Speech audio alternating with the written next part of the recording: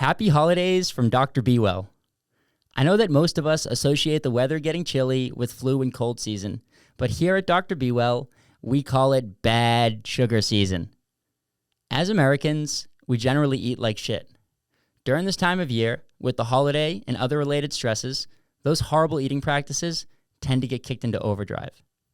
We offer a solution in the form of full-spectrum RSO infused raw local honey because we shouldn't be walking around eating nerd rope all day.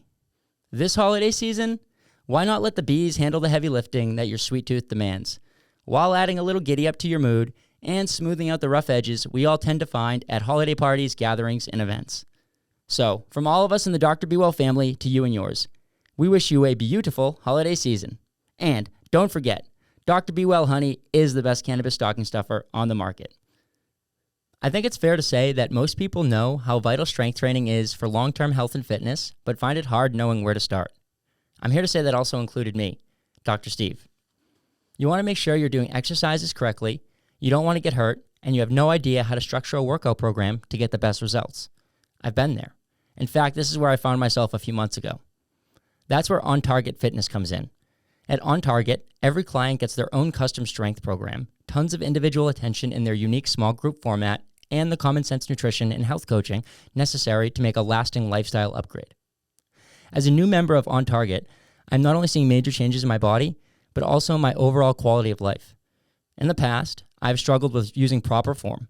Well, let me tell you, whether it's Coach Joe or Coach Ryan, they've got you covered with technique. Even movement patterns as simple as walking have improved since I've started. When I was working out by myself without a program, I was often lost and lacked the motivation to challenge myself. Not at On Target. The energy and support in the group dynamic is truly game-changing. I have so much fun every time I work out. If you're ready for lasting change, don't hesitate to schedule a complimentary strategy session at www.ontargetfit.com. During this session, you'll learn a lot, make a plan, and only move forward if it's right for your budget, schedule, and goals. I met with Coach Katie, and she was awesome. So please, if you need that giddy up back in your life, get on over to ontargetfit.com and schedule your session today.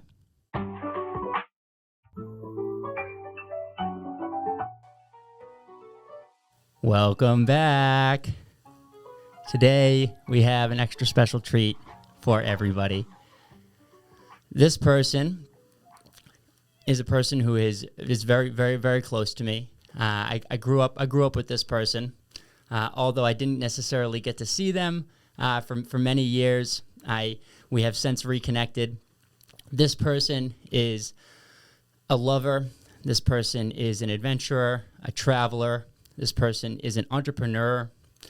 She is specializing currently in connecting with souls that may not have been here.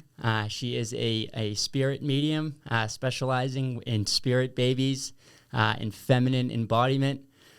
She also coaches CEOs and other executives, mostly men. She is a pretty badass lady, and I am so happy to have her on the show today. My guest, Justine Cohen. Thank you so much, Ivo. So happy to be here. Thank you so much for coming. I know LA isn't an easy trip, and when you come back this way, to be able to give me the time to come up here and to do this and spend basically a whole day. I have so much gratitude for this and so much gratitude towards you, and I'm just really so happy that we reconnected in life. Me too. Yeah, I got wind of your podcast and I was like, whoa, Ivo, I need to reconnect with you, and so happy to spend time with you today, and thank you for opening this space and for the invitation. Yeah, hell yeah, I'll drive to New Hampshire from Massachusetts while I'm here. 100% worth it.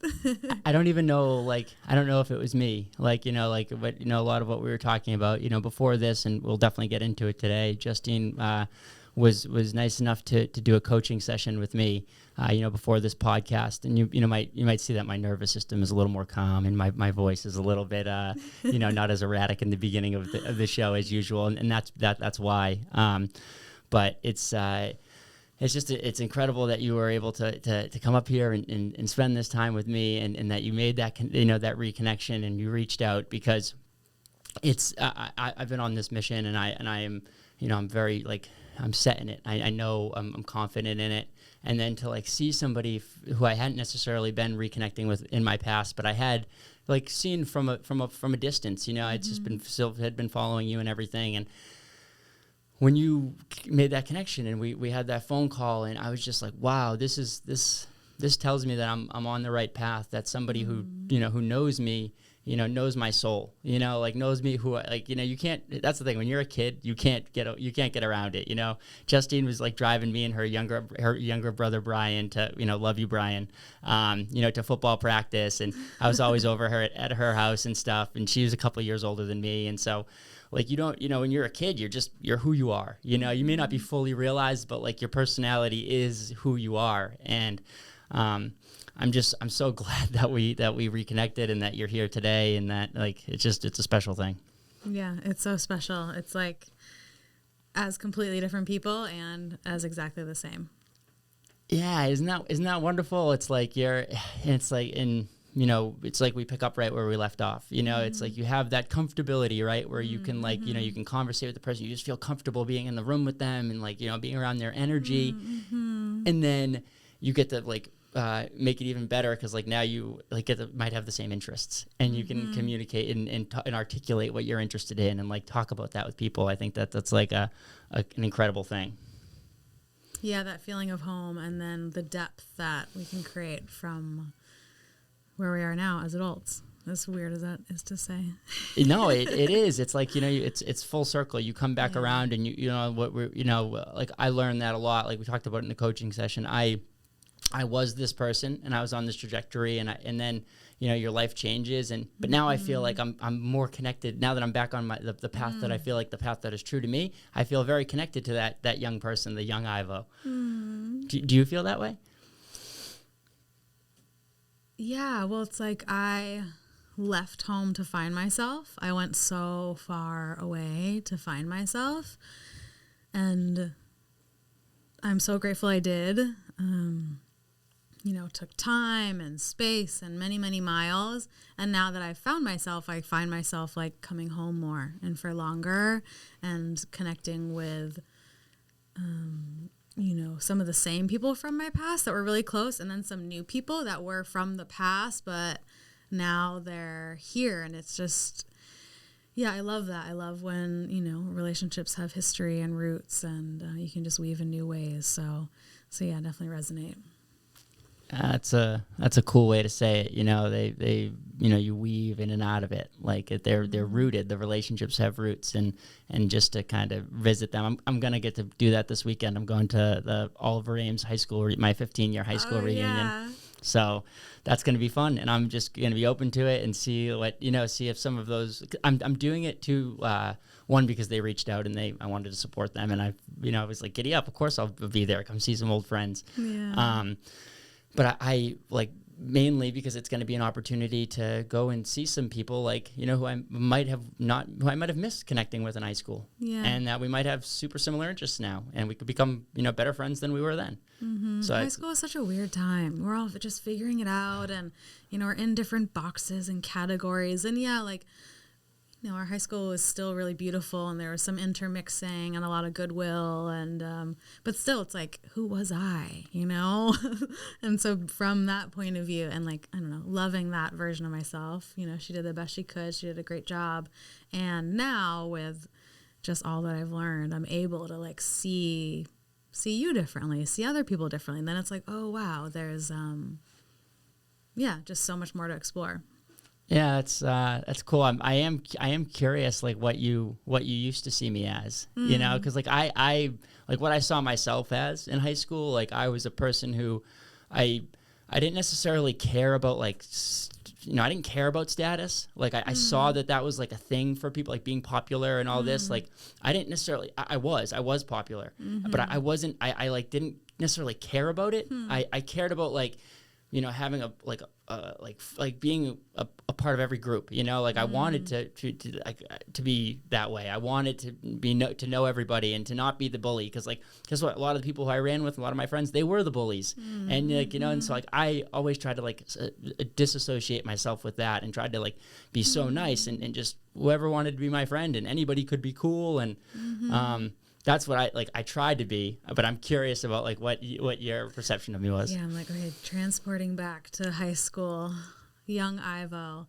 I mean, you're so tall, right? And you're like such a big dude, so you can't miss you. And then usually smiling, usually talking, but like good energy. I don't want to say like loud energy feels, because it wasn't like that. It's not like you like blow. You don't like take up the whole space in the room, but you notice noticeable guy, definitely popular, football, good looking, all the friends. But yeah, like you were able to hang out with the older kids and be liked by the older kids. And then your grade 2, it's like you were able to be in the cross section of a lot of different places. And yeah, I always felt like, you'd like hand me a beer or something when we were underage drinking, and just like, I don't know. It was like good to have you around. Yeah, like our comfortability, because like I had been around your house and you had known me, and I think likely why I handed you the beers, because I like having you around as well. Yeah. And it's funny you say that, because I kind of, when I talk about myself and I say like just now when I was saying like, oh, I think of myself as the person who was friends with all these different groups of people, I was honestly I was only thinking about my own grade. But you're so right. I was friends with everybody. I was going out with up, the down, older sideways. up, down, sideways. Like it didn't matter. I think I like to like my biggest like thing that I love to do in life is to experience life and to have experiences with people.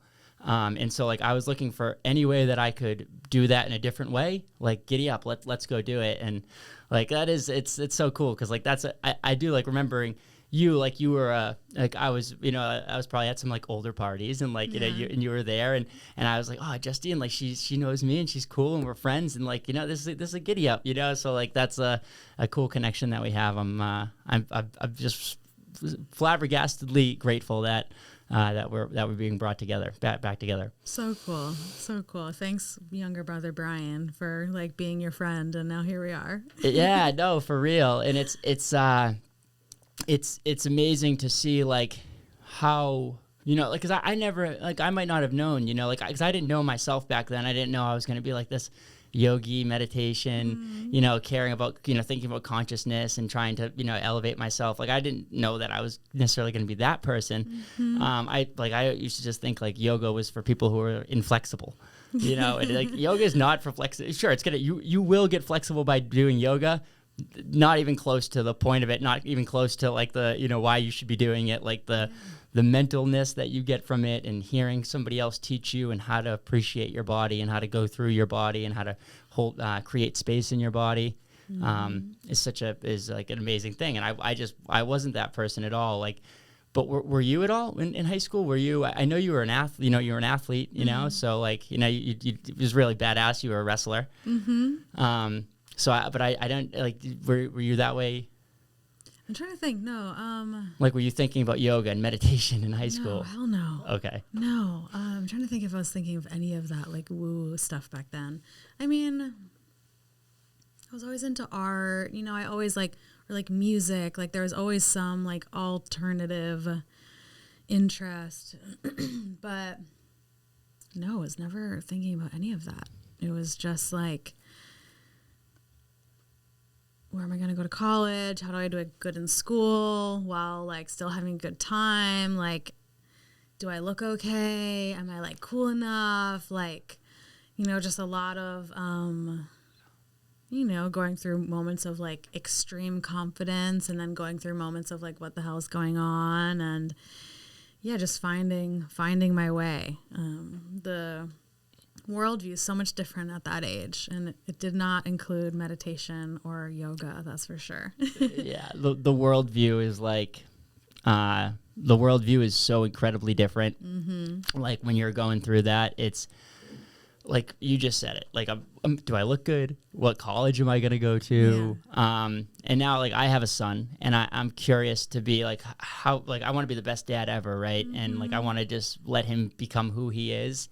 But like I want to, like I feel like I'm going to, or I could, something I'm gonna have to watch out for is like trying to speed up his process, and I need to let him go through life. You know, if he needs to be the high schooler who's, you know, sneaking out with his friends and having a couple of drinks, whatever, and doing it as long as he's not driving a car or like whatever, and is like being as safe as possible when we have those conversations. Like I have to let him go through that instead of being like, come on, Emmett, like drinking is stupid. Like it's not even really that worth it. You should probably just skip that step. Like immediately go, you know, but you have to go through it. The only way is through. Exactly. And experiences are one of life's greatest teachers.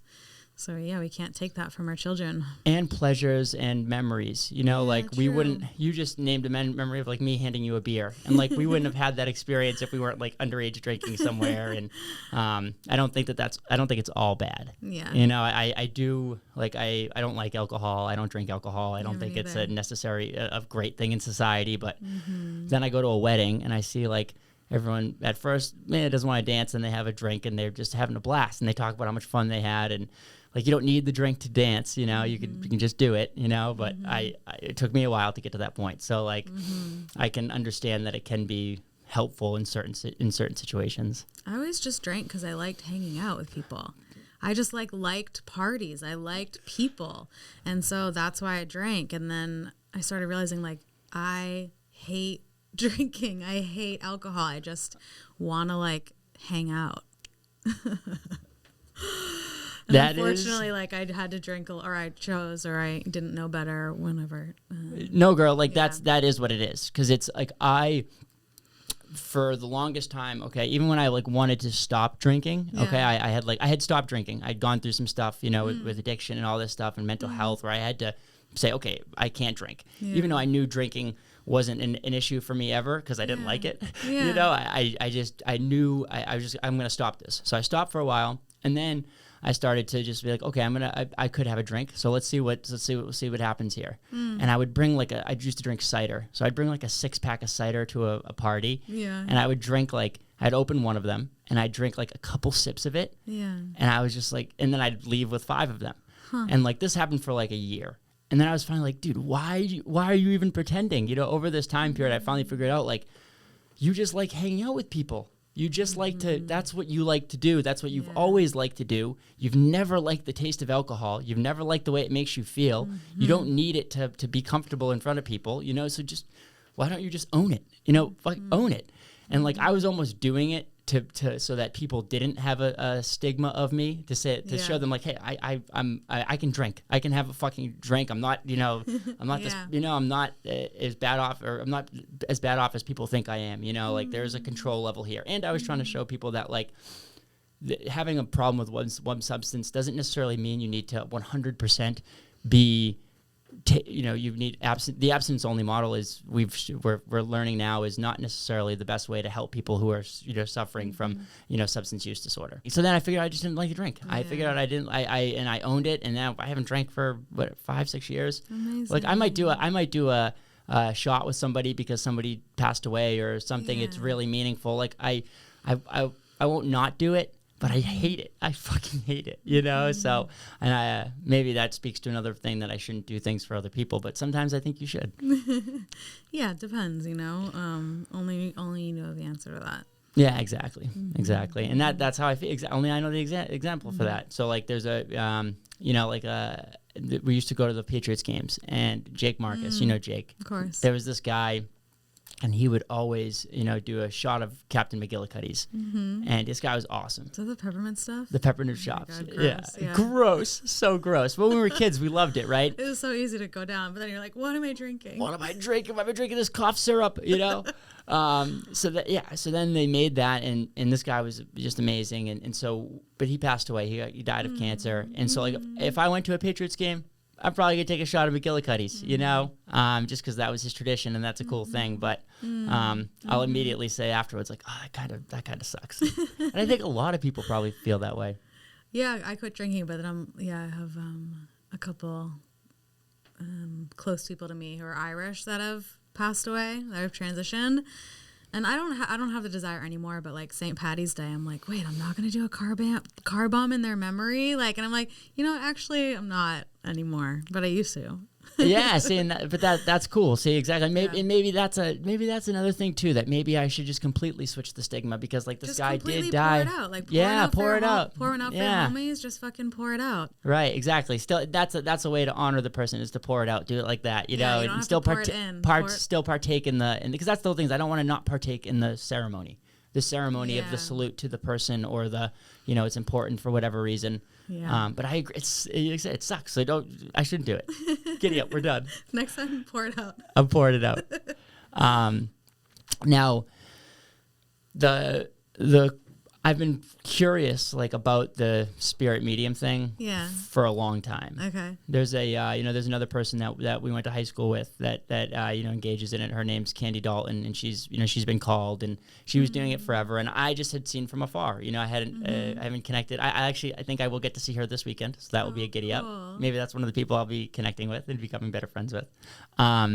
But I've always just maybe a DM here and there or something, just to say, hey, what's up? This is cool what you're doing, supporting you. It's, but obviously a lot of people don't believe in energy, and they don't believe that, this stuff can exist. And to those people, I say how an energy like mine, just because this body stops, just because this vessel stops breathing, that energy just goes away. Mm-hmm. I don't think so. Mm-hmm. We know through science, that energy is not going to be destroyed. It just gets transferred. And so I'm super, curious about your journey and how you kind of came to be, and to becoming a spirit medium, and to and also to talk about how we eventually got into the spirit babies and how that became a thing. And I'm just it's a cool thing.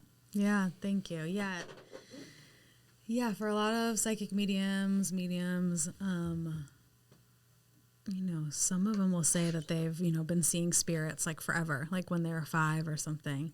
I don't remember. I did recently have an old memory come back to me where I was seeing different colors and picking up on people's auras. And I always used to channel songs, spirit songs, just sing and make up things and have this pretty direct connection. And always have been really close to animals and able to communicate with animals energetically, intuitively. But yeah, and then, 12 years old, doing Ouija board and messing around with the gravestones next door, and just trying to do witchy stuff with the girls I grew up with. Just, my best friend Ashley was really into scary movies and all that stuff, which I'm like, oh my God, I can't believe I can't watch that shit anymore. It's I'm this is real. Why are we watching this shit? It's fucking real. Oh my God. Don't want to put that into my psyche. Have nightmares.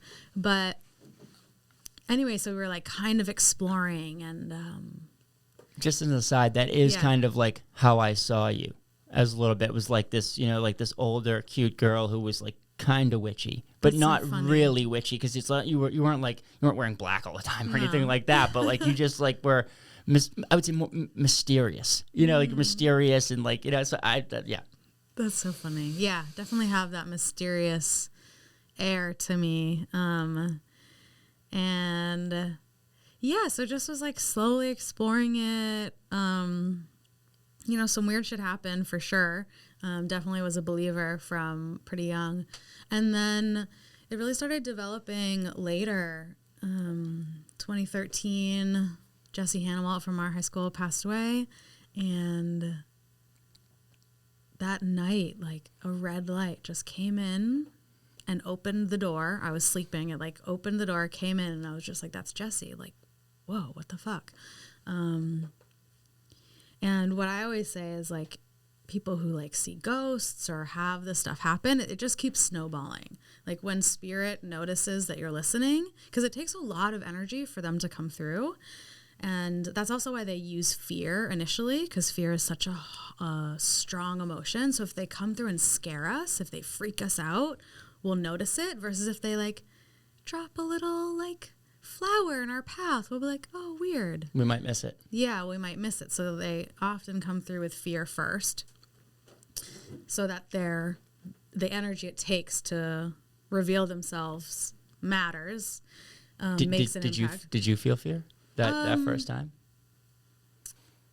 It was freaky. Yeah, it was freaky. But I knew instantly who it was, so like I wasn't that scared. But then I did have some like scary shit, you know, like hearing noises or seeing different like paranormal stuff, and then it just kept getting stronger and stronger. And then I've known a lot of people who died, a lot of people, you know, from our high school and just elsewhere.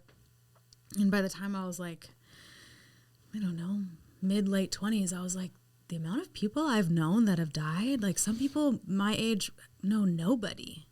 And I had like handfuls of really close people. That was like an experience, I think, too, like just from where we grew up. I think there was maybe like, you know, just more deaths per capita there than there were in other people's high schools and stuff for whatever reason. I mean, everyone probably experienced it at some point, but like when we just had it happen a little bit younger. And like I just remember that being the case, like being, you know, 2010, 2011, 12, just it being when I was in college, being like, damn, people are already starting to die, like that I went to high school with, or like, you know, where I was 2 years older than me or 3 years older than me, like this isn't right.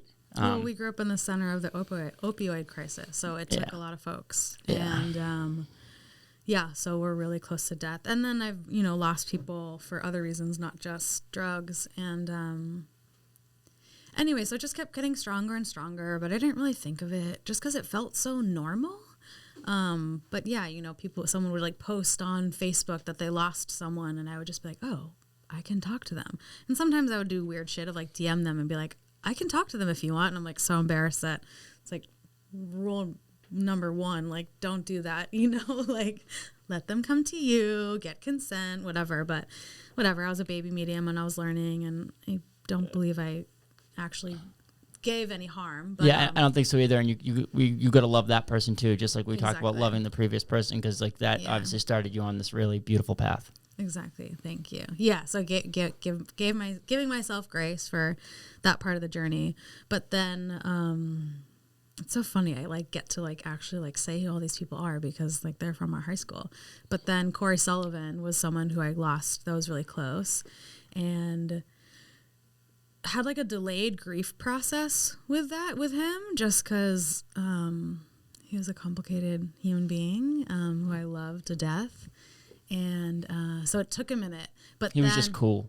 That's what I thought. Cool as fuck. Cool. And like the biggest crush I've ever had. He's like the hottest person ever to me. And was like my favorite lover ever. And like, you know, will always be. And so then it was hard to lose him. And then also just, you know, he was on the wrong side of the tracks a lot. And so then it's hard to own that relationship. But so like had a delayed grief process, and then when I finally started letting myself feel it and be like, no, like I love him, I will always love him, he was a soulmate, he is a soulmate, and then it allowed him to like come through stronger and stronger, and then it was 2020, and I had 2019 is when I like started to hit rock bottom for like a million fucking reasons, and then like January of 2020 started healing even more. I had already been meditating daily for years. I had already been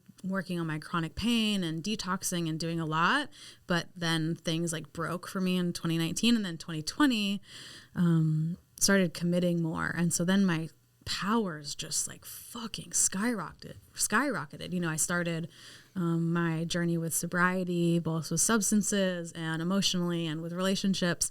And so that opened up a lot of space. I wasn't like using people, places, or things. I was alone with myself. And then I was like, oh shit, spirit's like talking to me all the fucking time now that I'm not like numbing out and like making myself like way too busy or like running away. And so Corey just like came through so strong, and I was in one apartment and I was just moving down the hall. Like the place down the hall opened up, so I was moving into my own space.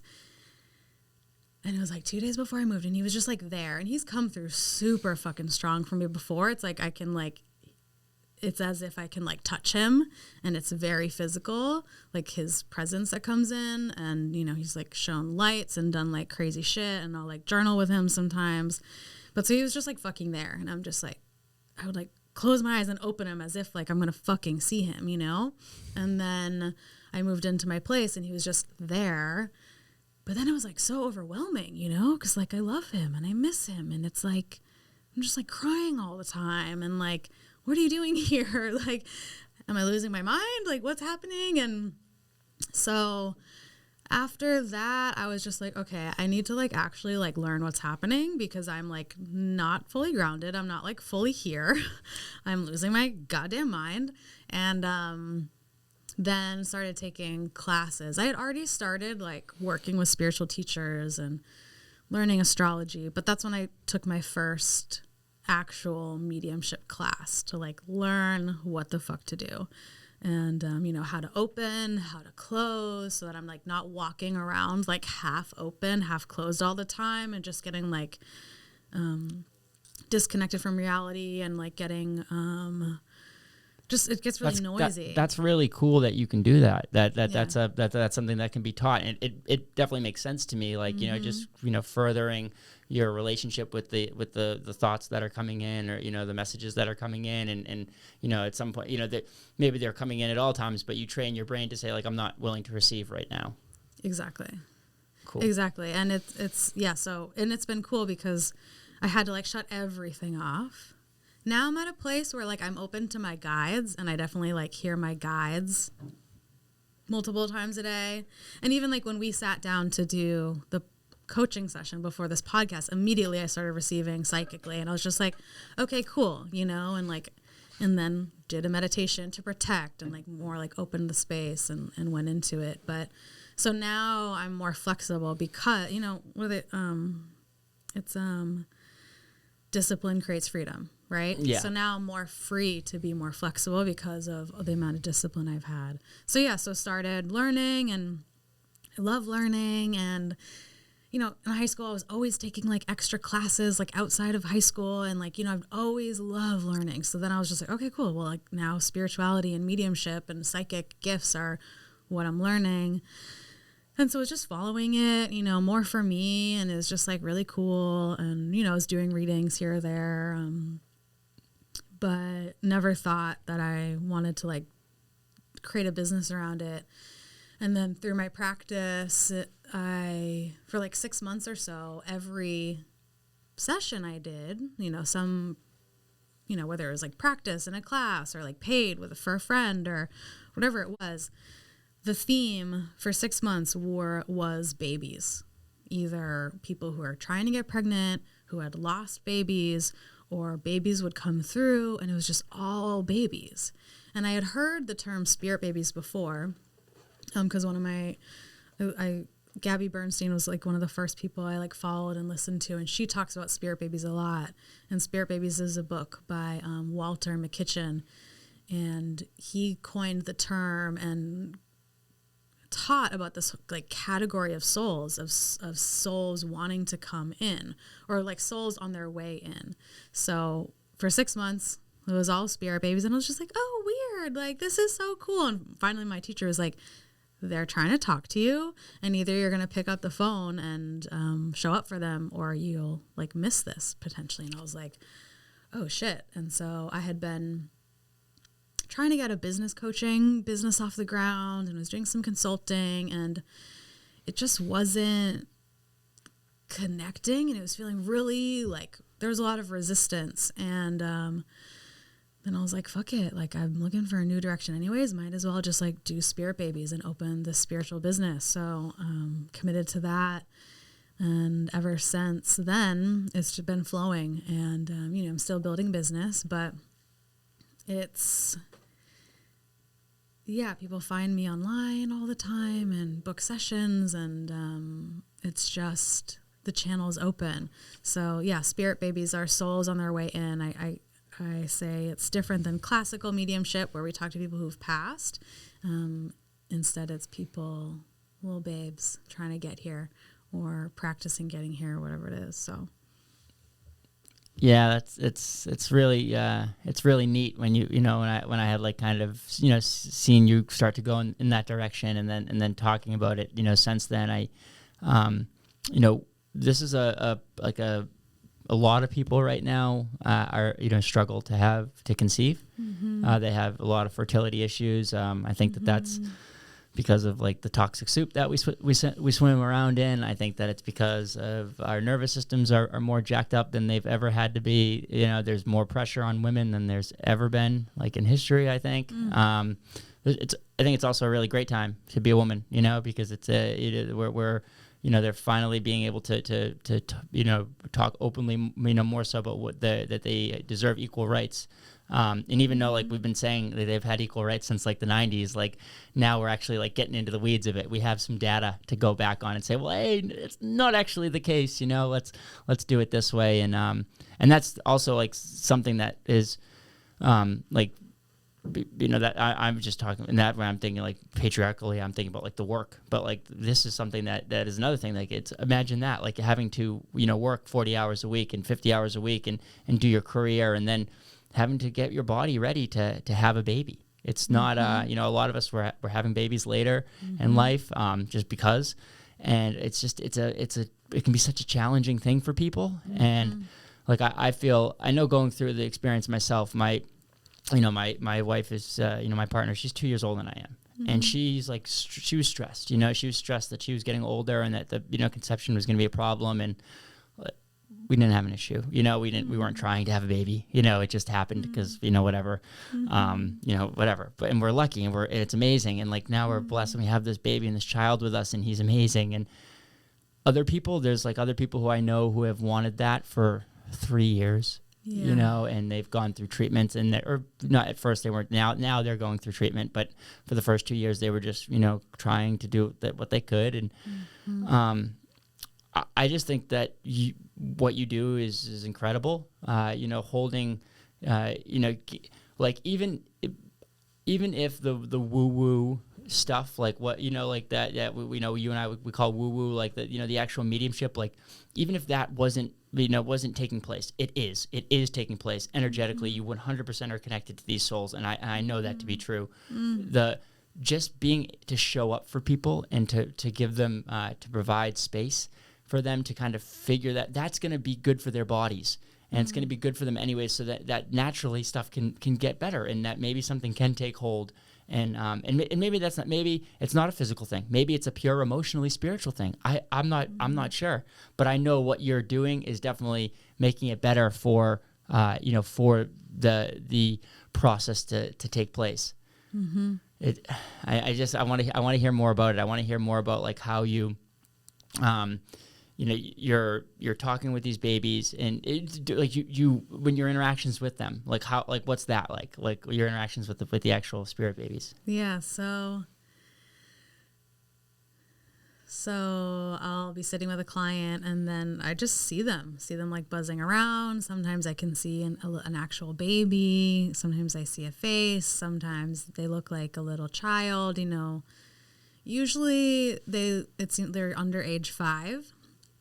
Sometimes they show up old, they seem older, and I'm like, okay, we got, this one's ready to be 7, like, yeah, 2 days going on, whatever, they say like 13 going on 30 or something. Yeah. But it's like, yeah, baby going on 8 years old. Yeah. So yeah, I'll see them actually in their form. Or sometimes they're a bit more private, and I'll just feel them. In the book Spirit Babies, he talks about them being green orbs. Green is the color of the heart chakra. It's also the color of nature. So they have this like really nurturing, creative energy. I'll see them spatially too, so I can see them like where they're connected. Sometimes they're like sitting in their parents' lap, or their future parents' lap. If I'm talking to the client, they'll be like in their lap, or like on their shoulder, behind them, or sometimes they'll be like very far away. And even just like where they're situated tells me a lot. I'm like, okay, are they hiding? Are they hiding from me? Are they hiding from you? Like, yeah. And that like could be for any reason, right? Like the parents they're not ready to have the baby yet, and they're not spiritually ready to have the baby, or something, that could be the reasoning. Like IVF is a huge thing right now, in vitro fertilization and fertility treatments, and conceiving that way. Yeah. Are you dealing with patients? Are you dealing with people, clients who are experiencing that? Yeah, I would say maybe even most of my clients, because if you're doing IVF, you're in the process of it. It can take a while, and I provide spiritual support to go alongside of that. So definitely have a lot of clients going through IVF, and yeah, it's not a walk in the park. IVF is, I'm grateful that it exists. I'm grateful that it's an option, but it puts a lot on the system. It can be hard. And a lot on the system, like the system as in society, like or the system like of the body system? The body system, yeah, with all the hormones, and it's crazy. The just not like, never mind the physicalness of, like you're saying, with taking the drugs and the hormones and all this, but just the mentalness. Like, this is something that you want, and it's something that you think should be helping you, and then you go in to do it, and it doesn't always take. So like IVF, for the audience, IVF is how they'll do it, is they'll give the woman hormones so she'll end up producing more eggs than normal, and then they'll take her eggs out of her body, and they will take the male semen, who whether that's her partner or somebody who's just is a donor, and they will then put the semen and the egg together outside of the body, and then they will put that back into the woman's body, and in hopes that the egg will then stay and will implant. And it's almost like a rule of averages, in terms of like you some people are successful in the first time, some people need to do it 10 times. That's just from what I've like heard, like personally, you might have more experience, and maybe it's even more than that, like, but there's like I know it takes a while for some people, and people who want to get pregnant, it takes them 4 or 5 years sometimes, and that's tough. Yeah, it can take a lot. And it's interesting too, some spirit babies love it. I'm like, whoa, we got like a little STEM child over here, a little science baby, and they're like loving the medical aspect, and like the, being held through it, and like delivered, and, the white glove treatment. Some spirit babies really like that. Some are like weirded out. They're like, what is happening? And so, working with them to show them that this is a pathway, that this is still a natural pathway. It's still ones that are a little stressed with it. Yeah, or just stressed or weirded out, and yeah, even like some of my clients, some of the women, or people with a womb, or the couples or whatever, going to the doctor's office, it can be so sterile and like kind of dissociative. Like you kind of go into this weird place, and you're like, what the fuck is happening? And reminding them of like, this is a place, like reminding them when they go there, like bring their spirit baby, bring them with them, make it a ritual, make it a ceremony, allow it to be this sacred, beautiful opportunity for conception, just like it would be like with your partner on a romantic getaway or something. Like we have so much technology these days, and it's beautiful when we blend the technologies with spirit, and really have these holistic approaches like we do with so many other parts of our lives, and really bringing it to conception, whether you're having lots of medical help and intervention, or even if you're just doing it completely on your own. Yeah, the it's great that we have the options, but it is something that's so new that you're right. We do need to like figure out how to spiritually make that into because that's why maybe the baby is, the spirit baby is a little stressed, or it's not a normal process. Like normally, intercourse happens and then conception, and like that. In this case, it's like, whoa, that love didn't happen. That love didn't take place, to create me or whatever. And maybe they're like, whoa, like I know my son, like he he loves watching, me and my partner kiss on the lips and give each other hugs, and like it just Aw. makes him smile, and then he gives us kisses, and like and he's just a happy, loving guy, and I know that like his point of conception, came from a place of like true love and true, true wanting to be in that place, and like he was unplanned, so of course it was like, we didn't even have, we didn't take birth control, and we knew that, and still we were counting days, and did that, and we still, it still took place, because that, and that's like his spirit shows that. And so like maybe another baby who's, they might just have to be like, and that's why some spirit babies who, and this is a question, like for a baby who we lose, like in the IVF process, when the egg doesn't, that's still a spirit baby, right? That soul still existed, or like, do we, what do we do with that? Yeah, so it is.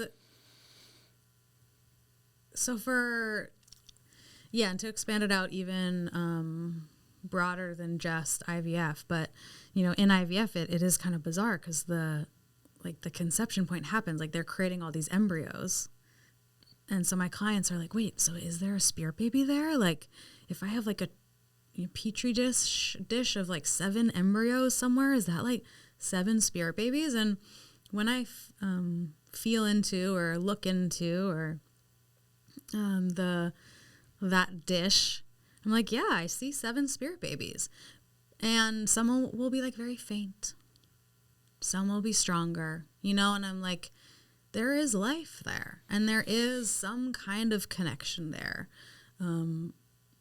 They're not all intending to come all the way through, but there is a connection. The ones that do implant, even if it's for a day or, a month, if then there's a miscarriage or something, then they feel a little stronger. They do feel a little stronger. And then even with other pregnancy losses, it's interesting because the conversation around abortion and pro-life versus pro-choice, it's like we've been given these options to see conception as either not spiritual, and so you can do whatever you want with it, or spiritual and religious so that it needs to turn into life.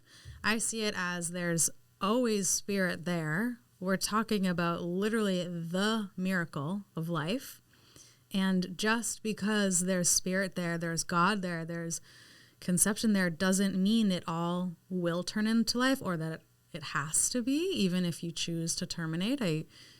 It's not because you're like, oh, there's no life there. It's just, it's not meant to evolve into full term. So yeah, I see spirits connected to all kinds of pregnancies, no matter what it turns into. And yeah, they're just kind of louder or softer, or and some come back.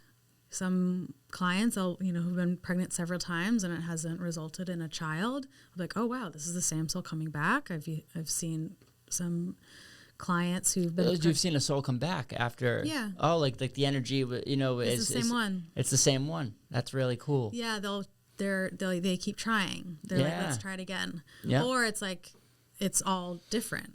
Or maybe like a couple souls tried once, and then there's one that tried a couple.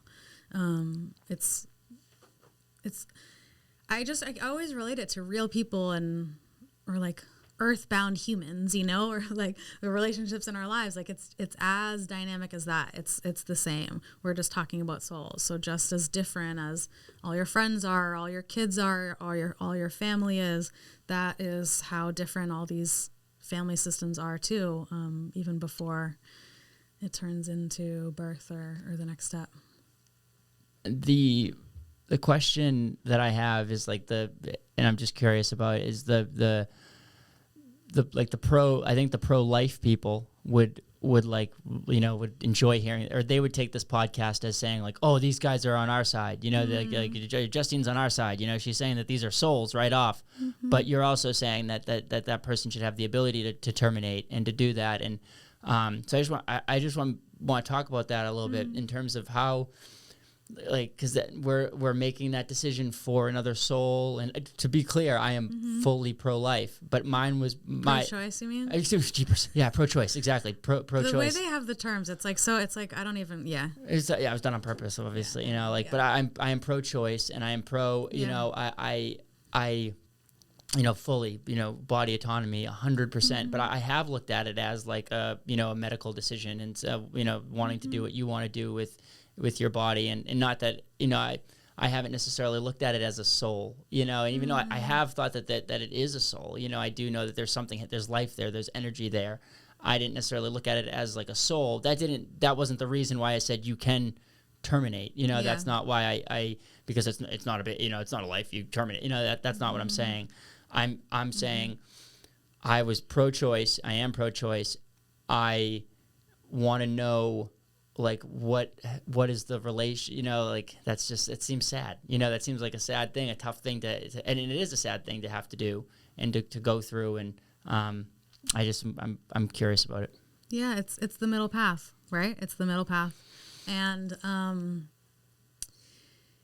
if you survey women who've had abortions across the board, there's barely any regret. Barely any regret. Meaning it was and stays the right decision most of the time. That being said, it doesn't have to be a dissociative, like, non-integrated experience. It can be the right decision, and it can happen while ushering and shepherding that soul back to the other side. Instead of bringing them here. Yeah, that is like, that's I can hear that, because it's, you have this, you've made a decision that, hey, guess, like, this soul, it's not going to be the best for me, and it's because of that, it's not going to be the best for you. Exactly. It's not going to be fair to you, and it's a lot of power to have.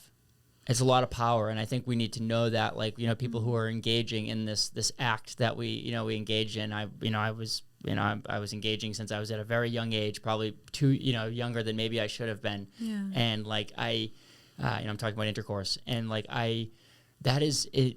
It's a powerful thing, man. It's a powerful thing. Like it can happen very easily, and when a lot of these people who are having, I don't know, but I assumed more people are having abortions when they're younger, but I bet that might not be true. It might be, any these age. days, we're delaying conception longer and longer. So it's taking longer and longer for, we're both millennials. It's taking longer and longer for us to be financially stable and to have the things that we thought we wanted to have on the list before conceiving. So they can happen late. Or, a lot of people don't know this, but one of the most fertile windows there is right after you've given birth. And it's right after you've given birth, your womb is like, whoa, like, let's just keep it going. Let's go, baby. Yeah, giddy up. Just, let's keep being pregnant. And it's tricky because there's a delay in bleeding. There's a delay in menstruation after birth. But then what happens first? You ovulate and then you start bleeding. So you can get pregnant on that first ovulation, not even have your period, and then be pregnant again. So that might be a time when someone's like, I literally have like a child on my teat. I all the money's going to this. Like, I'm not going to just go and do this again. Like, I need to give my body a break. Yeah, it's not safe to do that. It's like medically not safe to have another baby that soon. Your body's not ready for it. Even though the womb and the body's like craving it and wanting it and available, sometimes need more time to heal. It's available, and it, like you said, it's available, but it's available because we just did something, like you said, the miracle of life. We did something that's so incredible. We switched our hormones to a point where, what women do to it within their, like, there's this. Do you want to talk about technology? That's technology. Yeah. The fact that it can say, okay, giddy up, we're gonna do this with this baby, we're gonna get all ready, and then your hormones. We're talking like 18 months afterwards. Definitely, 6 months afterwards, a year afterwards, 18 months. Like you shouldn't be having babies within a year of each other. Like, and that's because the hormones haven't like re-regulated back to normal yet, or yeah, because your body's just not ready for it. Your body's not ready to it wants a little bit of it wants to be in a cycle. It wants to be in a cycle. So like if you want to be breastfeeding that baby, for instance, you want to be breastfeeding. It's okay to be you don't want to be too pregnant when you're breastfeeding. You want to be breastfeeding your baby, and then you want to have that baby be done, and then your body can kind of get back, and then boom, flow again. And that's and then you're in that cycle. It's better to, when it happens, it happens. If you're going to be Irish twins and you're going to it's not like the end of the world, but it definitely is. I would venture to guess, and we can find this out. The incidence rate of miscarriages I bet is a lot higher in those women who get pregnant right after having been pregnant. I wonder, yeah, and just for any of my listeners who don't know Steve Ivo, he is a doctor, so you do have, I know your listeners know this, but just, that you're sharing from an informed perspective. And it's what's right for one person is different for others. But even, I, and like the way I've learned it through my work and through some personal experience is the longer you're pregnant, the longer the womb wants to heal.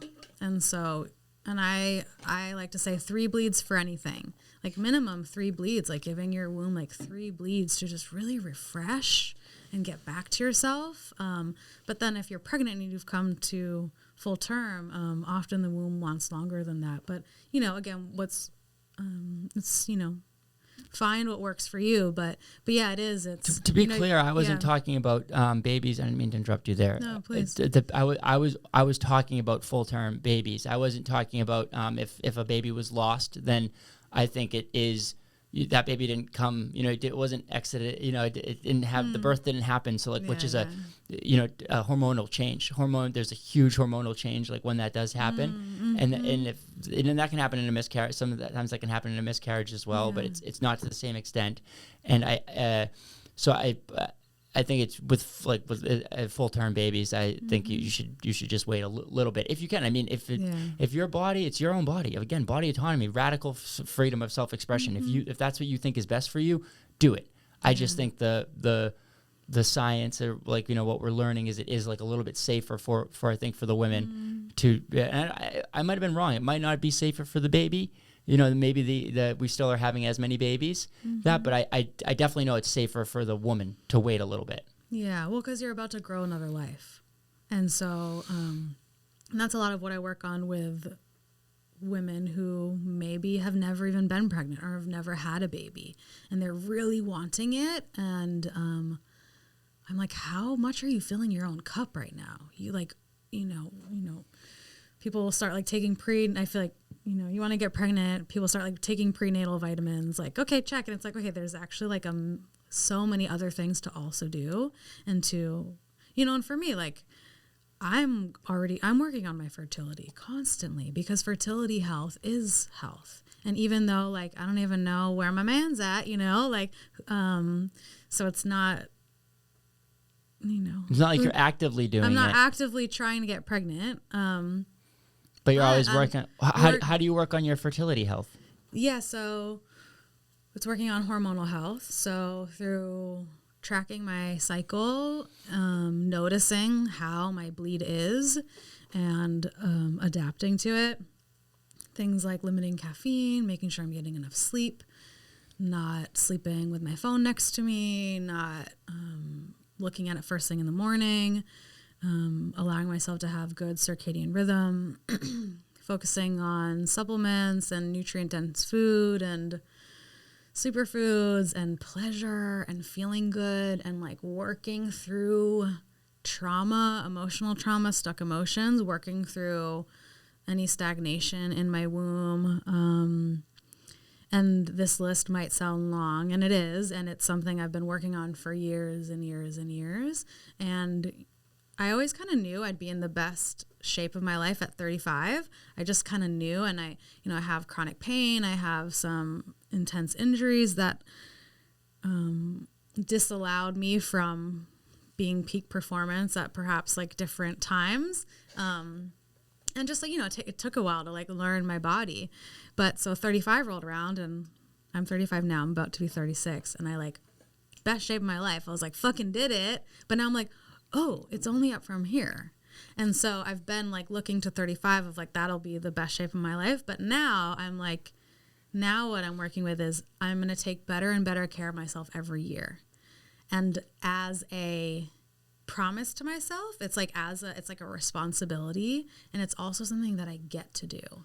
So now it's something that I'm thinking of slowly. So if you're listening to my life and like, oh shit, she just listed like 12 things she's doing for her fertility, like start with one. And a year from now, add another. A year from now, add 2 more or 3 more. So yeah, those are ways that I'm monitoring my fertility, and then also just like allowing myself to receive pleasure. Receiving life is the most receptive thing someone with a womb can do. And recently I was listening to a podcast, and they were saying, when we were talking about so much pressure being on women these days, and when we're at work, we're often in our masculine. And, if I'm in my masculine, I'm not going to receive a baby, because like the masculine doesn't receive the baby. I mean, unless you're a seahorse, But I recently heard that there's women who are like, it's not that I couldn't receive love or my partner or a child because I was in my masculine. It's because I was in a trauma response. Like, I was working myself to death because I was in a fucking trauma response. Yes, did it look mostly masculine, but it also like affected my feminine. So it's for me about been like, okay, where's my nervous system? Coming back to myself, doing trauma healing, like turning down all those triggers so that my masculine can be more grounded and productive and impactful. And then my feminine can do the same. And when my feminine is impactful, that looks like receiving, that looks like slowing down, that looks like giving care, receiving pleasure, and all of those things then make me more receptive for the miracle of life. Yeah, that's like the masculine and the feminine. The people don't realize, they look at me and they look at you and they say Steve has masculine energy and Justine has feminine energy. Mm-hmm. Unless Steve is like transgender or gay, then maybe he could have some feminine energy. And if same for you, if you were gay or transgender, you could have some masculine energy. Yeah. Sorry, folks. It's not how it goes. We have both. Yeah. We're made up of both the masculine and the feminine. And like being, and that is the masculine. The masculine is to show up and to get you to go to work and to get through it, and to be there and to giddy up, no matter what, put the boots on. And the feminine is there to slow you down and to love and to receive. And I would venture to guess like 99% of us aren't in touch with our masculine or feminine, depending on, we're really mixed up. And I only know this because my own personal journey and learning how to become connected with my feminine and learning how to, be comfortable with it. I know I've always known that I've been connected to it. I've always known that 100%, but I didn't know how to like outwardly be comfortable with it. Mm-hmm. And it's a practice. You need to practice this. So like I found that practice in Kundalini. Kundalini yoga is the empowerment, is in the embodiment of the feminine energy, and learning how to control that and to manipulate it in like ways that are good for you. Not even manipulate it, but just control it is like it's so important. I need to do it more. I do it quite a bit. It's why I'm able to be here today and as well as I am today. But I know that I can do it more, and I know other people and just seeing the world, and we could all focus on this, a little bit more. Mm-hmm.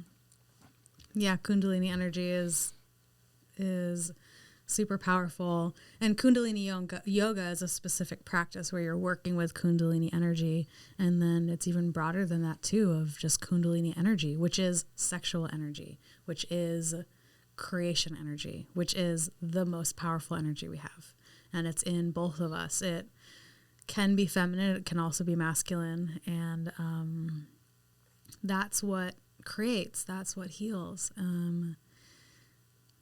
Yeah. Do you do any of the Kundalini practices? I Yoga did or anything? Kundalini yoga for a while. I love it because of it's so like strict and like weird and like deep as fuck. And I had such a Strict, weird, deep as fuck. Kundalini. Go get it. Yeah, seriously.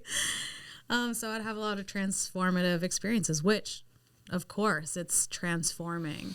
And so I've done a lot of that. Also, I'm a pretty sexually empowered person. I kind of have always been. So that's my Kundalini energy being awake. And then I have in recent years then felt, because I feel like I've had Kundalini awakenings before I knew what that was. And so it's hard to like track back to it. But in recent years, I was like, ooh, it's like awakening again. It's like my sexual Kundalini awakening alongside my spiritual aliveness. They go hand in hand? I believe so, because the spiritual aliveness can be the container. And a lot of this is, we're talking about alchemy, and alchemy needs a container. If you're making soup, you put different ingredients in the pot, and then it transforms. The pot is the container, the ingredients, and then the heat is what creates the alchemy. And so when we're using Kundalini energy, it can alchemize, it can heal, it can awaken, it can disrupt, it can create, and it needs a container. So the container can be the body. The container can also be the depth of practice. They often is recommended to like have a more masculine practice first of meditation. It's like the solar practices of meditating, chanting, some of more the like linear breath work, even some of those things can be more yin, more feminine. But for years I've had, wake up and meditate. And a lot of these solar, more masculine practices, it's like the oak tree being like, like strong back, open heart, tall spine, having those practices, lots of yoga where you're doing linear poses. And then once we have that structure, then moving into the yin, moving into the feminine, because she's wild. Feminine wants to move, does like and express and be. And if you don't have that strong container, either within yourself or your spirit or as held by a teacher or a space, then it can be destructive and disruptive and dysregulating. And if you're just going into like all this feeling and embodiment and letting the Kundalini run wild, you can like lose yourself, and it can spill out, and it can be messy, and it can hurt you and other people. So the container can help. That's really interesting to me. Because I can see what you mean. Like you get in power, you find power from the Kundalini, but you don't have the discipline or the structure of like what to do with it necessarily. Yeah. And And you might be put into you might go in a certain direction that you wouldn't necessarily have gone in without it. I think it's empowering that that you can you can sit here and say that especially for me being like looking at you as a woman, and you saying that that you are empowered through through your sexual experience and stuff, that is like that's really important for me to hear, because I very much so feel empowered by like my sexual experience, and I feel like that's when I have access to Kundalini and this energy and creation and love, and like you talk about being like present or wanting to be in the moment and like wanting to to have energy and two souls, like that's I'm game, like that's what I'm part of me is on this earth for. That can be challenging without the proper container, like you said, without the if you're in a monogamous relationship and you're with a partner who isn't as sexually experienced or doesn't want to have the same sexual experience as you, or you are single and you don't have the ability to go out and meet people that are like-minded, that want to have your same experience, and then it is such a the world in like 2023, we need to be so clear about consent, and that is a thing that's absolutely necessary and can really empower the experience. But people don't always see it that way. They because they haven't gotten to that point yet. They haven't had enough practice or skill in realizing that like consent is going to actually make things better.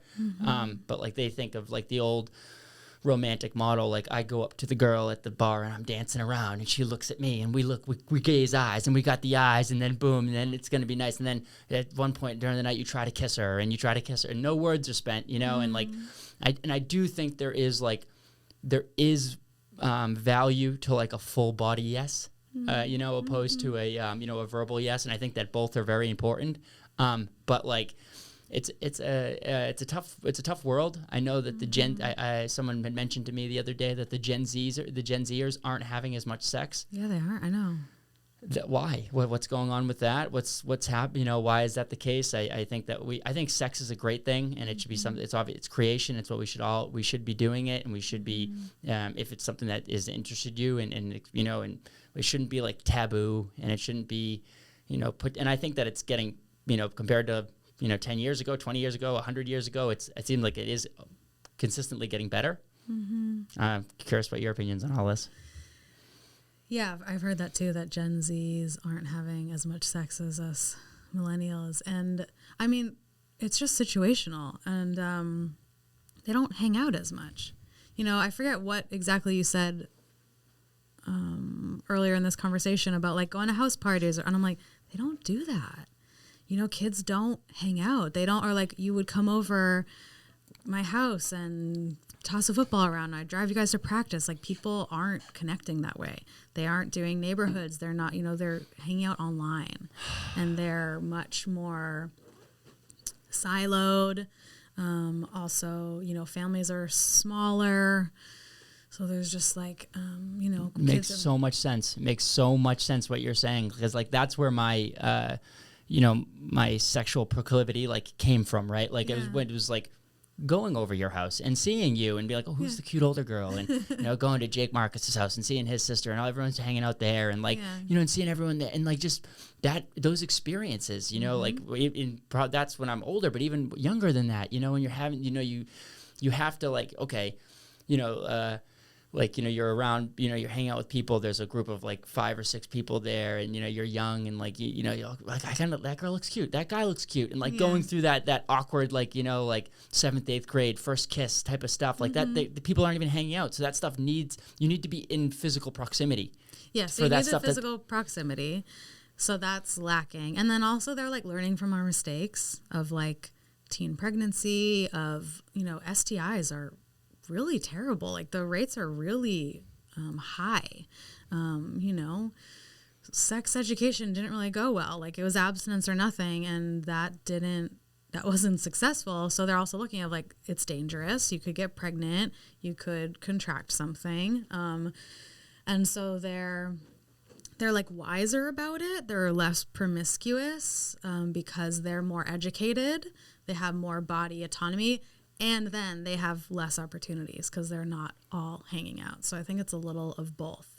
I feel like the wisdom is helpful, but like I also agree, like it'd be great if kids were hanging out just for that life experience part of it. Yeah, exactly. Separate of sex, like they need to be hanging out together to have all these experiences. Men with men, women with women, both together. Just to like figure out who you are as a person. Like Exactly. it's so formative, and you can really like figure out being a kid, like all you want to do is like, not every kid, but like me as a kid, most kids I feel like want to hang out with their friends, and they want to, and that's not even taking place right now. They're not getting to do that as much, and there's going to be FaceTiming. They're on FaceTime for like 3 hours. Yeah. And like, I loved like calling my boyfriend from the landline, and like, but that was like once a week, Right. And then we'd like make plans.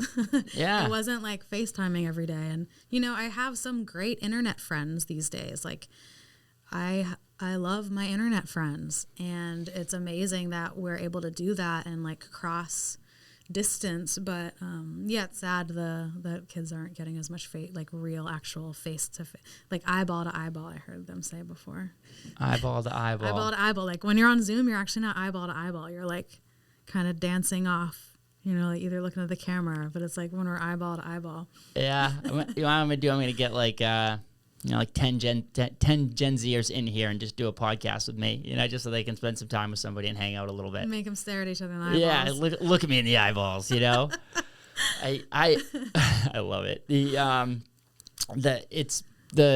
But separate of the Gen Zers, like the sexual experience and it being connected to like pleasure and pleasure being an okay thing to seek, like that should be okay. I feel like some people look at it like especially as you get older, men and women alike, especially if you're throwing kids into the mix, it's like, oh, well, that doesn't matter anymore. That's a vesicle. I've been doing that a couple times today. I've been taking vessel and vehicle and putting them together and making it one word, vesicle. Yeah. So yes, the vesicle. The vessel. The vessel. Yeah. Vehicle. The vehicle. Yeah, the vehicle or the vessel or the vesicle. Both. Got it. Yeah. But I just pregnancy, I got fucked up with the vesicle. Pleasure as being an important part. Pleasure being important. Yeah, I feel like as you get older, people lose that. They see like it's not as important. It's not as important to your health. It's like, no, part of being well is seeking pleasure and participating in pleasure, receiving pleasure. Like that is like one of the main tenets. Yeah. Yeah. And as women, like we just increase that forever. Like, talk to sexually active women. The older and older they get, if they're like doing it right, not that I want to like say it's right or wrong, but they're having better and better sex every single year. And it's important. It's part of I believe it's part of like what we fucking earn from it being so damn hard to walk around the world as a woman. It's like, you know what though? Like, it's going to get better and better in some ways, like going to give less of a fuck and like going to learn my body more, and sex is going to be even more amazing.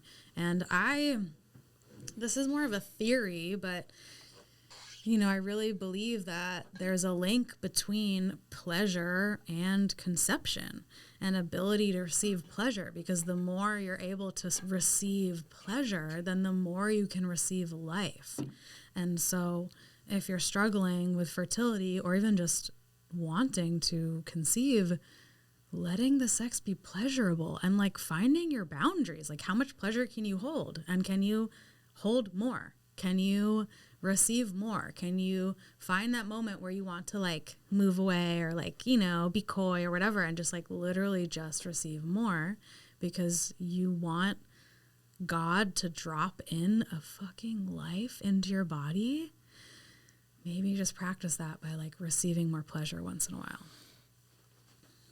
Yeah, I think that's that just makes sense. Yeah. Right? It definitely makes sense. And maybe it's just your theory, but I guess it's my theory now too, because I 100% agree with you. Yeah. Like anytime that you're bringing pleasure into a scenario, and it's gonna, increase the outcome. Especially if you're like, if you're doing it with true intention, and that, I guess that's what's really tough about the IVF thing, is you do take that out of it, or you don't have to, maybe you don't have to. You don't have to at all. No, get an ice cream on your way there. Like, go on a date after. Yeah, get an ice cream on the way there. Wear sexy fucking lingerie. Have some sex that night with your partner. Exactly. Do it. And that's the thing. IVF can be done by by two women as well. So like if it's go have sex with your partner that night. Go do something fun. Do something that you guys like to do together. I think like physical connection is so important. Actually like, touching, hugging and holding each other. Like when we came in today and we shared a hug, like you could feel that energy. Yeah. And like sometimes my partner and I, we call them the tinglies. You get the tinglies and everything's just, and like, okay, let's share that. Let's share that back and forth. Like I'm experiencing it and you're experiencing it. And we're not actually like, from the outside looking in, we're not actually giving each other anything. And like that's what intimacy can be. It doesn't need to be full on intercourse. It can be holding each other. And I think that's a thing that people don't do enough of. And like in this world where like you said it earlier, like it is crazy out there right now. We need more love. We need more of this. We need more happiness. We need more pleasure in the world. We need less hate. And that's the only way through is love. It really is. And touch is so healing and regulating for the nervous system. Just skin to skin is good for us when it's experienced with safe people, with healthy boundaries. And it's okay to give yourself that.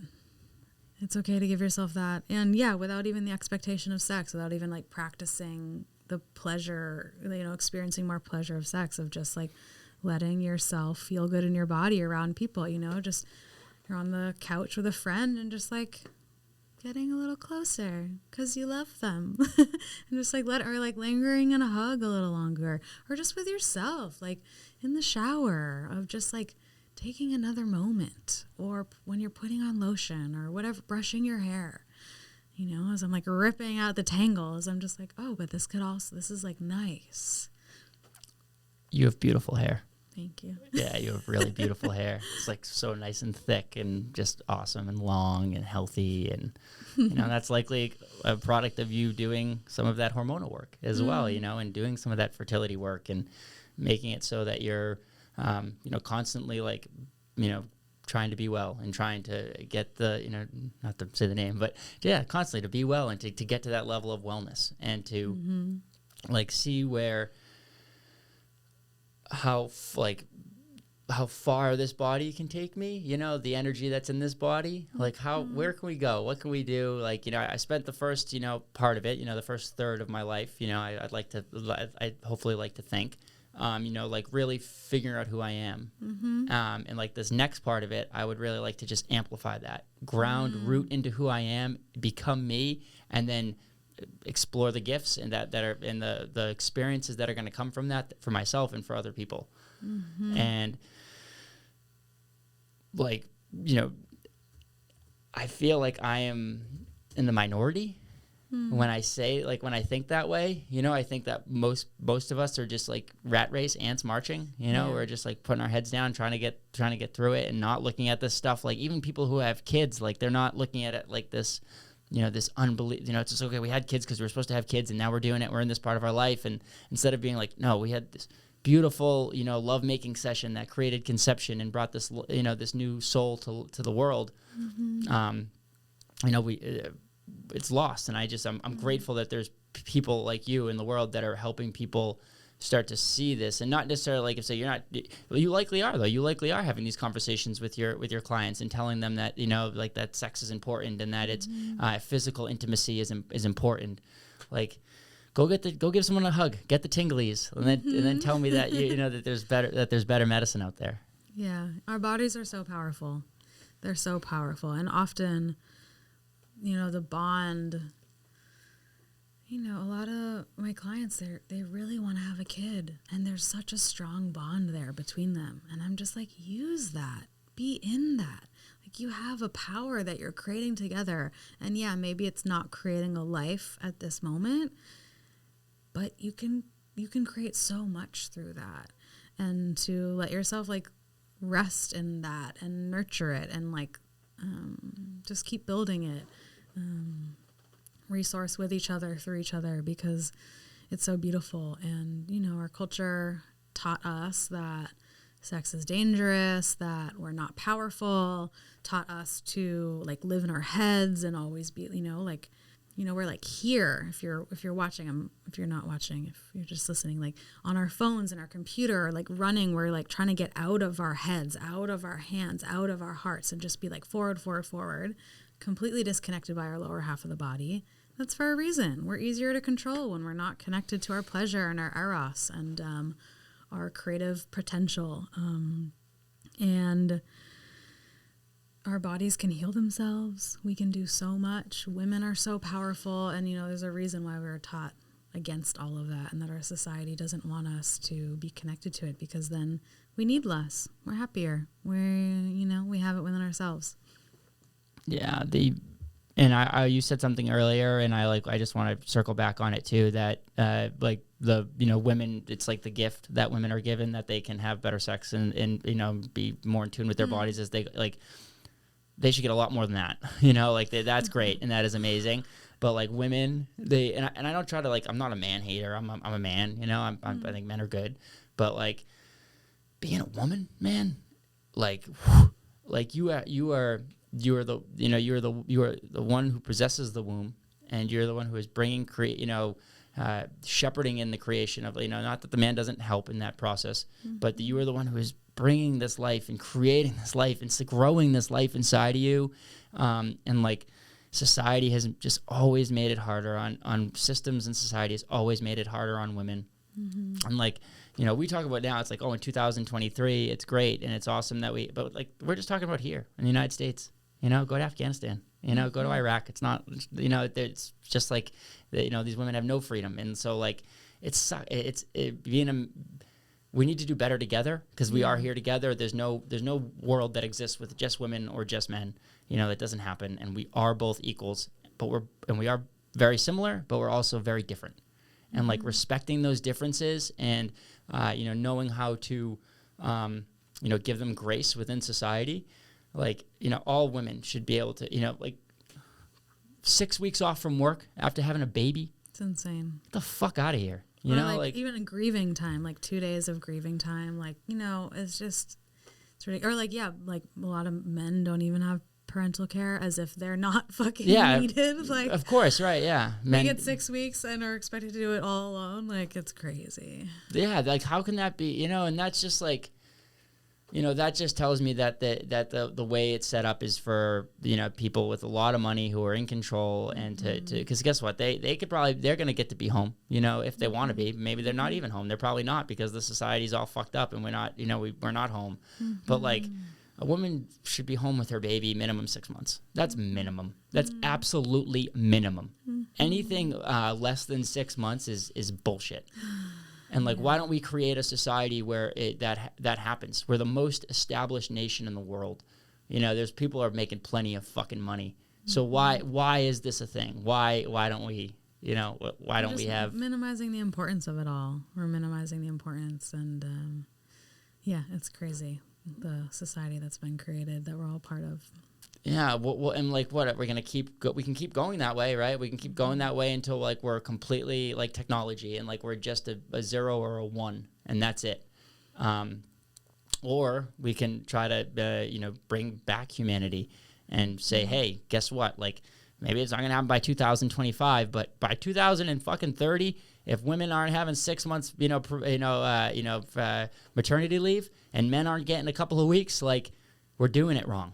We're doing it big time wrong. And that just, not that I like to get involved with it, because I think it's a bunch of bullshit, but like the politicians who just sit there all day and talk and just, and make money in there and put money in their own pockets and never ever really progress anything. I know. Like fuck you guys, seriously, fuck you, because like there's a lot of people out there who want to be with their babies and want to do that to a woman, I wonder why postpartum is up. Oh, I wonder. Like, let's stop making. That's what's crazy is like the numbers are finally so horrendous in the States that they're not able to be ignored. Our birth outcomes, our fertility rates, like they're fucking horrendous. And they're finally being loud enough. So for no matter where you stand politically, where you stand religiously, spiritually, like the data is just there. So luckily, it's gotten so bad that it can't be ignored, but it is. It's like, okay, what do we do with this? What do we do now to use, the United States has the potential to be an incredible country. It has been, and it can be. And what is it without family? What is it without the continuation and our future generations? Yeah, I almost feel like it's an attack on that. It's an attack on like on families and future generations. And, it's like sometimes like people are, there's not these big families anymore, and people who are trying to make it, it's like, maybe 2 or 3 kids at most. And like, you're just trying to create legacy and trying to create something that's good for your family.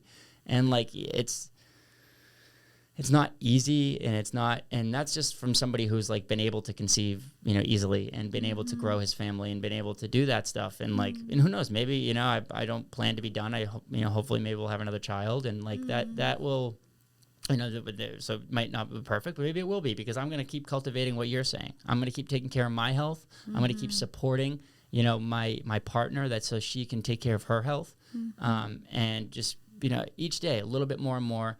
Let's try to progress this world that it seems daunting. It seems daunting, but we have to do it, right? We don't have another choice. Yeah, and for me, what's helpful is switching from the long view, the full perspective, seeing all of it, and then coming back to the self of okay, what's within my control? What's within my influence? What can I do today? What can I do this week? What is mine to take care of? What is my contribution? And starting there. And, toggling back and forth. You don't just want to stay in your own self and your own tiny little bubble all the time. It's important to then be looking further out, be looking collectively, because we don't get there alone. If I just am over here working to be the best self possible without caring about how I fit, and yet, be the bees. We're meant to take care of each other. We're really meant to take care of each other. Yeah, we're just based on how we take care of our young, we are meant to take care of each other. There's other species that they're dropped from the womb and they can be functional. They can walk around. They don't need their parent. Yeah. We need our parents for 18 years. Yeah, still 35, 33 years, in this economy? Yeah, in this economy, for real, girl. So it's something, you need your parents, you need a family system. And not everybody does. Some people are meant to be loners, and that's a cool thing. But for the best success to take place and for you to be the ultimately happiest, maybe what you're referring to sometimes in this country when things happen. And I feel that's when the family system has been the strongest. Mm-hmm. Yeah, and the power of community, which includes our elders and it includes our young, our children. And diversity, not just in terms of race and religion, but also in terms of age, and really creating these dynamic systems that are sustainable or approaching sustainability, working towards it. Because that's when we have more. When we come together, we have more. That's been something that has been true for me, a truth that I realized from I don't know, years now of when we all share, we have more. It's it breaks the math equation. When I share what I can and the next person does too, all of a sudden we have more than we could ever use. Yeah, it's so true. But I think the problem with that is that you have a couple of people who say, I don't want to share with anybody, and and then they have the ability because of their personalities and and their egos are able to take everything, and they're able to hoard for themselves. And then when they create a precedent, then it's that's the model. That's what I want to be. I want to be the guy who's taking from everybody else and making it worse for other people to live. That's what, I asked my friends, who they looked up to and who they saw, or, in business that they would like to be, they're going to point, point me right to the people who are doing it wrong. People who are taking advantage of society, taking advantage of the systems and not making it a better place. When there's plenty of people out there who are doing it in a good way, and who people like me, people like you, who are trying to do this, who are trying to create community and trying to and do it and not take it too not take too much for ourselves. Because if we share and if we help each other out, not in I'm not a communist, I don't think that I think capitalism can be good, but when we've done it the way that we've done it, and we've gotten so far away from community and togetherness. Why do you think people people can charge whatever they want for yoga right now? Because that people go there and they're oh my God, I have people that want to talk to me. I have community. I have this amazing feeling. I have all this greatness in my life. And then they stay doing for yoga forever. And it's we can have that without yoga. We can have that with yoga. We should have that within our communities. Yeah, it's so important to find that, build it, create it. What's a good thing that we should do to help us build? What's something you can leave us with to help us build community from what you've seen? Yeah, to help build community, the two things are coming to mind. First of all, isolation is such an opposite of community, and it's a hard time to be alive, and isolating can be so enticing and such a habit. And what I ask is, if you're feeling in a moment of isolation or disconnection, just reach out to someone. Either ask for help or be of service. You know, if you're feeling like shit and you're feeling alone, call a friend, especially if you don't want to. Text a friend. Tell them you need something, or reach out to someone who you know is having a hard time and ask what you can do for them. We need to build these connections in our daily life, in our small and like as close as we can. And it can be that small and that meaningful. And I've just seen with some people I love so much, and they're going through a hard time, and I'm like, why didn't you call me? And I think that's one of my superpowers. When I'm going through it, I reach out. I have that boldness. I have that spark to initiate. And that's why I've been able to heal so much. And yes, I have a lot of privilege. That's also why I've been able to heal and work through so much. But I've also like taken the risk of rejection, of no one answering, of people thinking I'm needy or weird. And, you know, but I couldn't. I think that holds a lot of people back. You know, Yeah. me included, you know, Yeah. not as much now, but definitely before. Like, what, you know, I don't want to bother anybody. I'm not worth it. You know, I'm not worth it. Nobody wants to hear my story. No one wants to, you know, pick up the phone.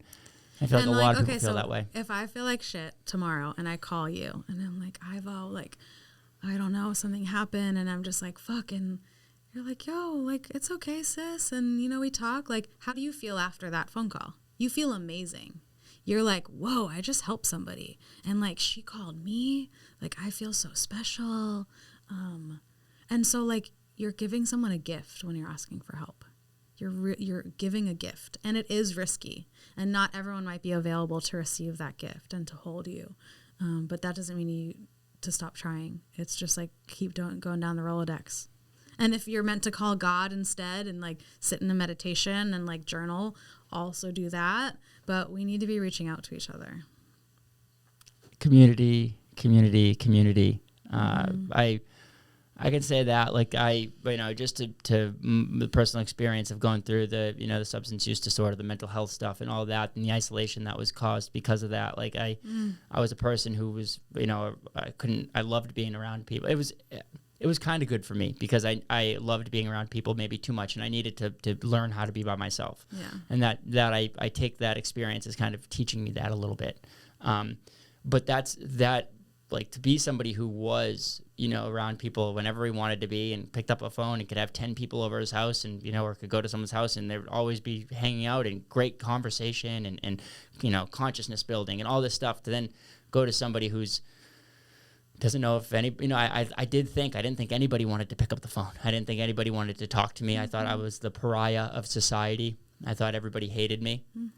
And it did take, you know, somebody, you know, me feeling that somebody loved me again, you know, somebody, then after I reached out to them and said like, hey, or letting them help me, I think is what it was, you know, letting them help me. And after that, I just said, yeah, this is the way to be. You need to let people help you, and you need to help other people. And, you know, I just, the isolation bit is such a, like, I can get it. It's still, I still am working through the trauma of it, you know, for sure. And just from that period of my life when I was alone, you know, and I take the positives of it, but I also have to get over some of the negatives that it left me, and the insecurities or the doubt. Yeah. Yeah. And it's like, you know, I still struggle with it too. And like, let's, you know, we don't have to be like punishing ourselves for getting it wrong, you know. Even just like October was really hard, and I realized, I was like, oh shit, like, I'm isolating and I've been all week.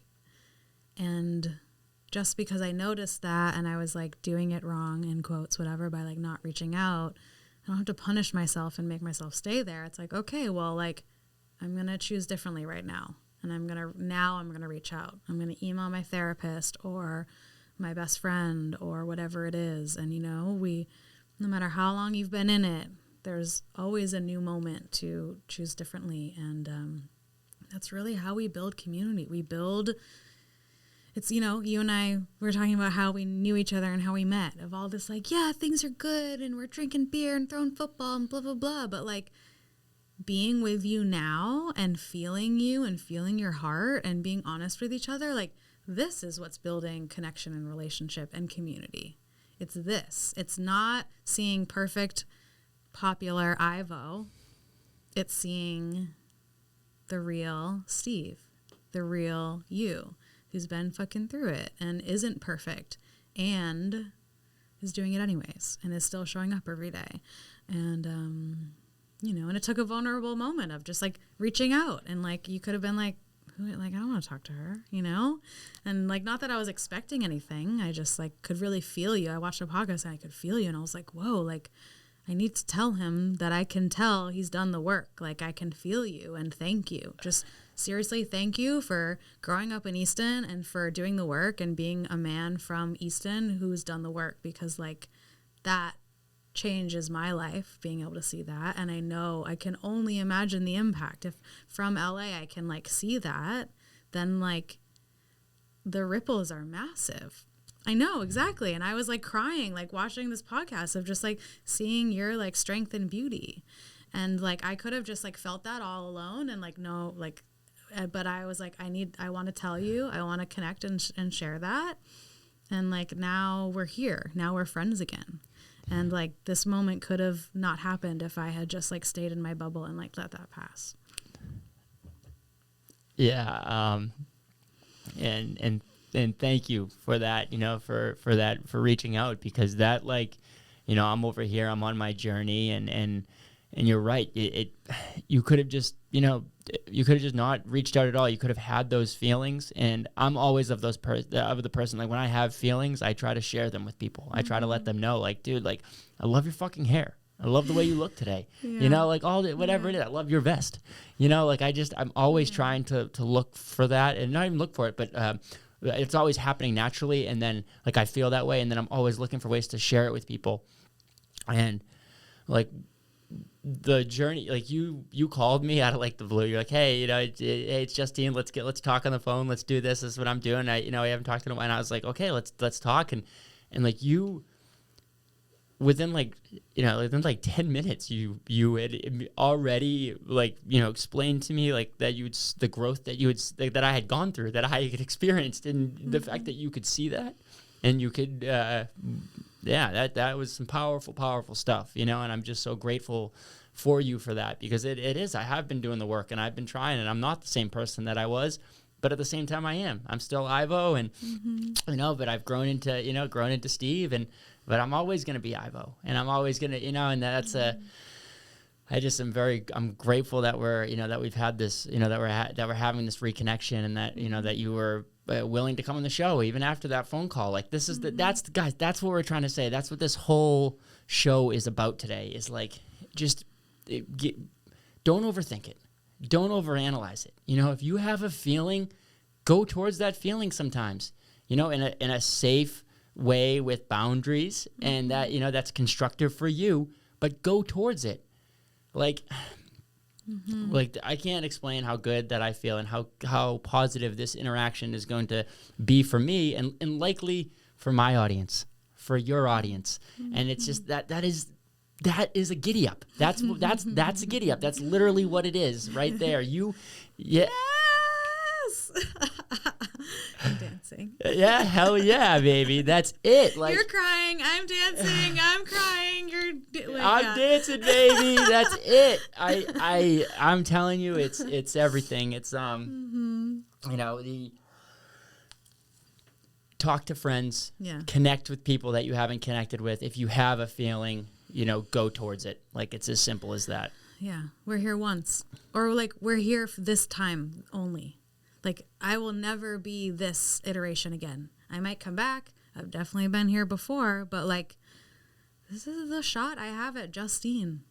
Yeah. And I don't know. I want to see what can happen. Yeah, I want to see it out. That's the thing is I like this person, and I especially like the person I've become today, and I can continue to like that person because I'm going to continue to grow and continue, and I might be a completely different person in 5 years, but I'm going to be me. Yeah. That's what it is, and it won't be completely different because I do feel like I have, some realization going on, but it's not where I'm not going to be the same person because you need to keep growing and you need to do it through the aspects that we talked about today. Connecting with community, connecting with old friends, doing the work, doing the actual hard work that you have to do, the time that goes into that, being honest with yourself, holding yourself accountable. Definitely just reconnect with old friends is probably like the where people should start. But you don't have to do it all at once, right? Yeah. You don't have to do it all at once, and you don't need to be too fucked up by it and think that it's this crazy thing. Don't overthink it. Like there's been plenty of times where I've wanted to call someone or an old friend, and then you think about it all day, and then you don't do it. And it's like, well, why didn't you just do it? And then you see that person in person, and you have this great interaction, and you're like, dang, this makes me feel good. We're so pleasure averse sometimes, as humans. Yeah, the fear of risk can be so high, and I don't know. I decided a long time ago that fear doesn't make my decisions. So I'm gonna tell you what, Justine. You reconnected us, but we're not going anywhere. Yay! I think we're gonna be doing this together for a long time. I feel that too. I'm so happy to be here. I'm so happy to be here with you. Yeah, well, I am. I want to just plug one more thing that you're doing, so that before we wrap up here. I've been with Justine now since 11 o'clock today, and that's 3 hours, and that's quite a bit of time, almost 4 hours. But the first hour of it was a coaching session, and we went through a lot of this stuff, and how she helped me in the beginning of this, and I'm definitely going to be doing more coaching sessions with Justine going forward, and that's not something I really think necessarily was all about beforehand. If I didn't see I was in this mode of go like we talked about earlier on the show, and maybe we talked about I might even know. Now I'm mixing the show and the coaching session together, but there's so much value to it, and I know that that's something that you're doing with men specifically, which is pretty cool. So I just wanted to give you an opportunity to kind of talk about what you're doing with your coaching business, and guys, it's for real, because it's most people, you could think when you think of business coaching, you think of okay, you're going to help me with accounting, you're going to help me with business planning, you're going to help me with team management. Today was more about Steve emotionally in business. How can Steve become the best leader? And there's just it was just amazing. So I'm curious to hear a little bit more about your coaching. Yeah, totally. Yeah. So my main business obviously is the spirit baby mediumship, focusing on conception, but I've been coaching and supporting leaders, and mostly male leaders and entrepreneurs and C-suite and founders since I started working. I have been the right hand to so many different leaders, have been their implementer, their advisor, all of it. And just as much as I care about helping women reconnect with their bodies and bring these babies in, we need our men. I'm just as in love with our men, and I'm here to help the men too. And so, I've done business coaching. I have my own business. I've, been chief of staff of a startup. I've worked at various startups, big, small, all of it. I have a master's in business. So why I love this work and feel like I'm a match for it. I'm just a safe space for you to be yourself. Also, I have a lot of feminine energy, which allows you to feel safe and held. I also have a lot of masculine energy, which helps me understand what you're going through.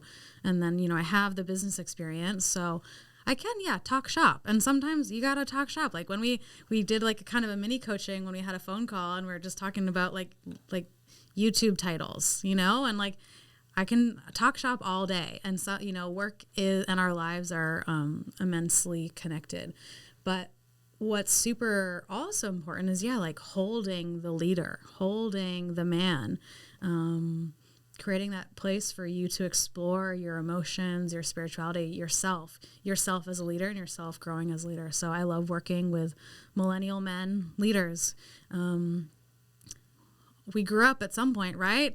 And like, we're still growing up, and now there's so many millennial male leaders and, doing the thing. And we get to do it differently, and you get to do it in a way that hasn't been modeled before, and you get to do it your way. So yeah, I love helping men find that for themselves and feel supported, and then go off and lead and change the world. And like, it's like, we need you. So It's brilliant because it's like, men need that, and so I think that the most and they need it, and they necessarily like weren't getting it before. So they, like the boomers and that, they were creating a different type of man, and now it's like, I'm thinking in my head over here, like, wow, like the men, male leaders, and there's absolutely, female leaders as well. And of course, and sometimes it can be reversed where the male is helping to empower the female, and then it's reversed, and the female is helping to empower the male. And it just, that doesn't matter. But to get us in a place where the now that, like me, for instance, being this male leader, and I am taking input from, I bet a man 40 years ago was never taking emotional input from he was, you want to know what the best ones were, and they were called their wives. You talk about like the or their secretary, exactly, right. So it's like their daughter, their mother. So it's always been happening, but now we're openly talking about it. Yeah. Which is really cool, because it's gonna, and now that we're openly talking about it, we're gonna be able to go deeper down that road and create better leaders, better people as a whole. Guys, check it out because it's really cool. Where can the people find you? Yeah, so my website is justine-cohen.com. That mostly has the spirit baby work and my psychic work. You can find me on Instagram, Justine Marie Cohen. If you go through my links, you'll see the different session types, which are mostly fertility and pregnancy based, but there is a men's session too on there. If you want to do a spiritual coaching for men, you can book that one. And then, you can contact me through my website, through Instagram. I love hearing from anyone. So, feel free to reach out directly too. Guys, I think that, everyone should take, not guys and girls, everybody take Justine up on her offer here. Reach out to her if you're a lady or a couple who's struggling with pregnancy. Like, please reach out. I know that I'm going to be, reaching out to some of my friends who have been going through this stuff, and hopefully be able to connect you. And, I think that will be really great, because they need it. They need it. And I also feel like I'm now better prepared to hold space for them. So thank you for that. I feel like I'm just better to hold space for anybody who's going through those issues now, because of this conversation, and because of the relationship that I know that you and I are going to create here. I'm so grateful for you to come on today. We laughed, we cried, we danced. It's really been amazing. I hope that we'll get to do it again sometime. Okay, awesome. Maybe once we get things mobile, I'll come out to LA and visit you, and we'll do it. We'll do a Dr. BeeWell on the road. Oh my God, amazing! Anytime you want. Okay, awesome. Yeah, I definitely am going to come visit you, and gonna do it. When are you back here till? I'm here till Monday. I might come back in January for a quick visit, and family's here, so I'm bi-coastal these days. Bi-coastal. Yeah. I love it. All right. Well, guys, if you want to reach Justine, where to find her on her Instagram or on her website. Just remember that this is a super serious conversation today, that we are really trying to just get people to get together, become part of a community, reach out, ask for help. We're all here. Reach out to Justine, reach out to us, Dr. BeeWell. You guys know how to reach us. And until next time, that's a giddy up. Yay! Thank you, Justine. Thank you.